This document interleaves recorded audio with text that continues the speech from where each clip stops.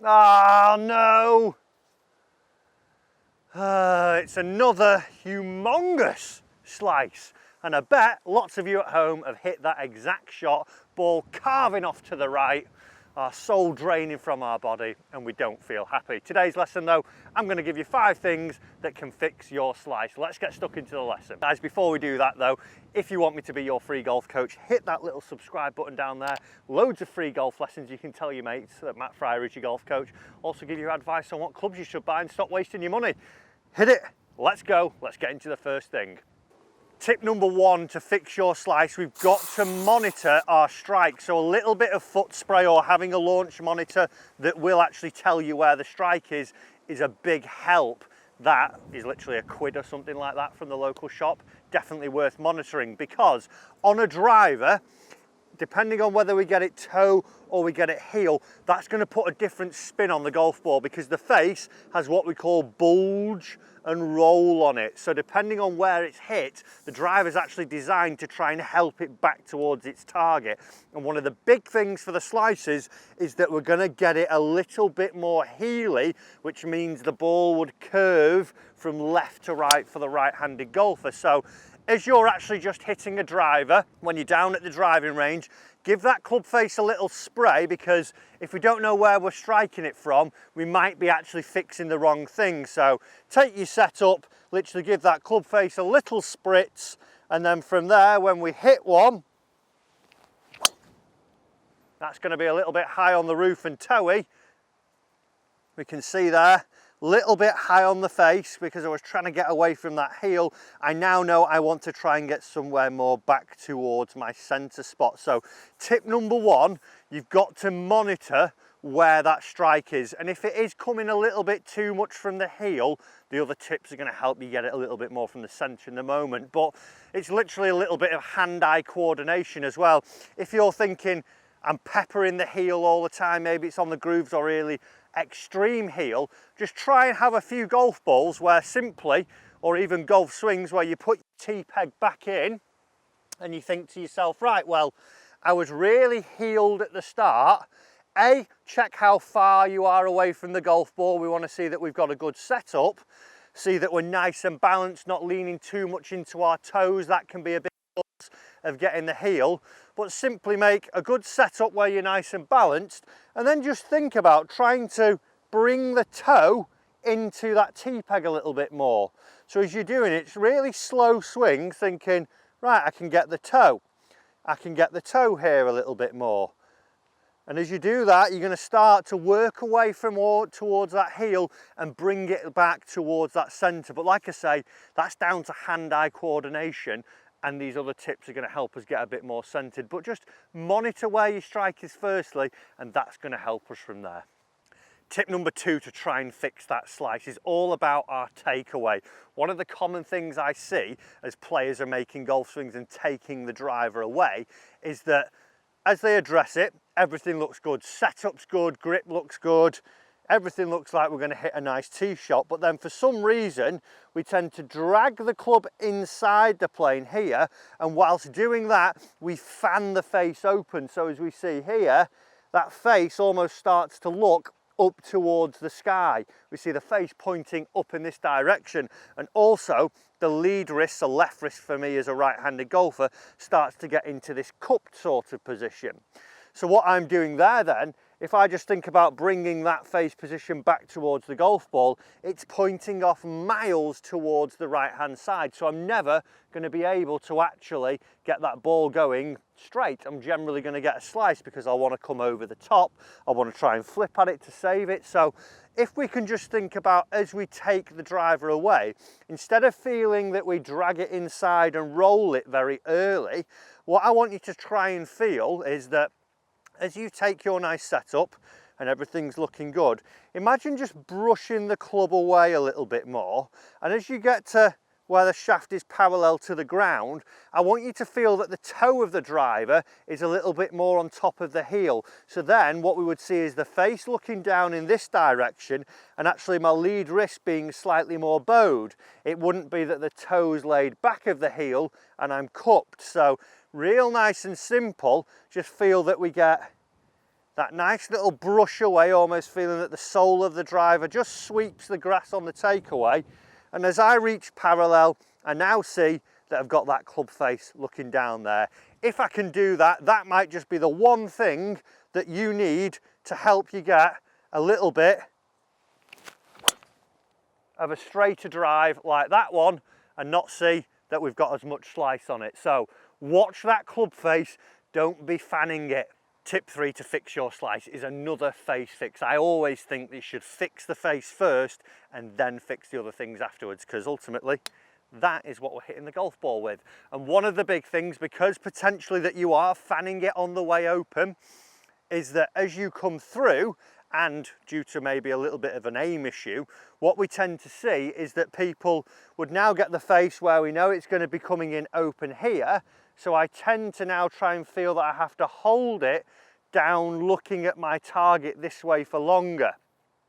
I feel that that face glances the golf ball and isn't actually releasing, and what we see here is something where the lead arm generally gets a little bit bent and the face is almost always looking towards the target. What we don't see, and what I want to try and do, is create what I almost do in the backswing in the follow through, and that is that as I take it away, notice that I would hinge here a little bit, my face is looking square to my lead arm, and as I would actually release the golf club and get through impact, I would do a similar sort of thing now. So I see more extension in my arms and the face is pointing back over behind me here. What it's not doing is getting to the point where my arms are buckled and it's either looking down towards the target or up towards the sky here. So many golfers that I teach lack any form of release, and we've been sort of led to believe that, oh, that's flipping it, you don't want to do that. It's not. It's a gradual release of the club face through, if you think of it sort of waist height to waist height, 3 to 9, we've got to let the face stay square to our arc. We don't want the face to stay square to our target. So just learn as you're going through some practice swings to let the face stay square to your forearm here looking in front of you, and then on the follow through stay square to the forearm here looking back behind you. Don't keep it open and open. Learn to get a little bit of release and you'll actually feel a little bit more club head speed there, and you might just pick up a little whooshing noise, but aim to try and feel this position where the arms are extended, the forearms are crossed and the face is released, instead of uncrossed forearms and the face looking down. If we can do that, hopefully we should start to see again a little less slice on our drive. So let that face release and we should see a straighter drive. Oh, look at that beauty. We'd take that every day. Nice and straight, all because I've got a little bit of release. Let's move on to tip 4. Guys, before we do that, if you're enjoying the video, hit that like button for me down there. And remember, I want to be your free golf coach. Hit that subscribe button down below. Let's get into tip 4. Tip number 4, all to do with the path the club is traveling on.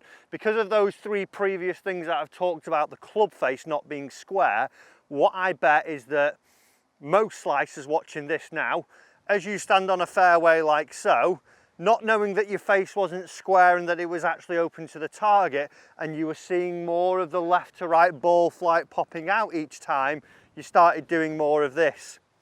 Well, if I aim 50 yards left, that'll accommodate for my nice 50-yard slice. That isn't what we want to do. We want to try and aim square to our target, so we would have our club pointing down just right of this tree now. And from there then, I want to see that my feet would be parallel, because what that'll allow me to do is create a swing arc that as it's approaching the golf ball, I've got a better chance from attacking it more from the inside.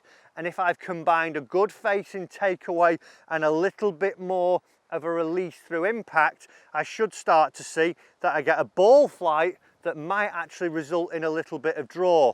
One of the oldest tips in the book here, and something that works repeatedly, we need feedback when we are practicing. Take your head cover, and if you take 2 drivers width back and just place that driver head cover on the outside there, if you're that person that is aiming 50 yards off towards the other side of the fairway or into the rough, A, you're going to hit this on the way back, but also it gives me a guideline to swing on the inside on the way down. If I'm getting over the top here, I'm going to see that I would start to hit it. So without your golf ball on the tee, just knock it off. Take that good setup, again, aiming square to the target now, not aiming left and allowing for the slice because we're just building that out to in path in. But from here then, make some practice swings in slow motion, really exaggerating, feeling that that swing arc is coming from inside the golf ball and travelling out towards the right side of the fairway. If we've got that release, we can trust that it's going to come back a little bit more. So bit of practice with this, feeling this arc, and then bring the golf ball in and we should see a path. You might not be completely in to out, you might get low out to in numbers, but it's going to help us build that better strike, that better flight, better club face release, and build a better path to get less slice. So good setup, I'm square, I'm going to feel my arc working from the inside. Oh, and a beautiful little draw.